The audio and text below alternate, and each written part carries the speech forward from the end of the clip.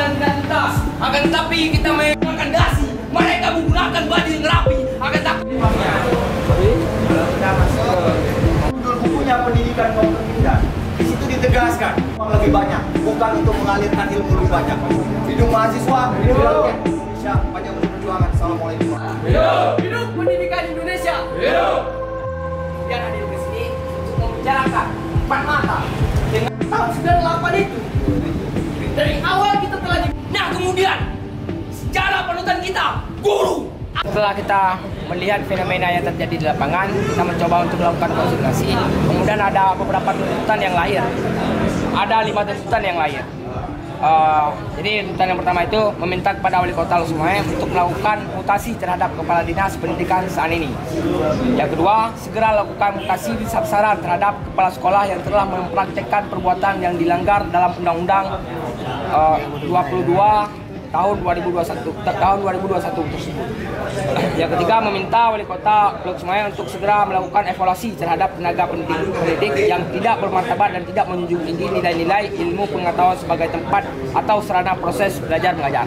Dan kemudian yang keempat, meminta Kejaksaan Negeri Kota Lusumawe untuk segera mengusut tuntas praktek tersebut.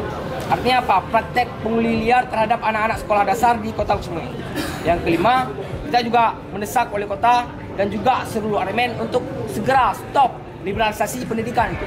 Jadi itu 5 poin pendidikan kami. Bisa dijelaskan detailnya pungli apa ya, Dok? Jadi sesuai dengan undang-undang yang telah ditetapkan itu, Permendikbud nomor 8 tahun 2016 dan ditetapkan pada 3 Maret tahun 2016 bahwasanya kurikulum LKS itu tidak lagi diberlakukan untuk diedarkan di sekolah. Nah, kemudian hari ini masih menjadi bahan acuan untuk menyerapkan uang membeli kekayaan, kan gitu dia. Jadi penjualan LKS yang menjadi persoalan seksi hari ini. Masa jabatan dia itu hampir habis, kan gitu dia. Ataupun dia lari sebelum kita undang nih.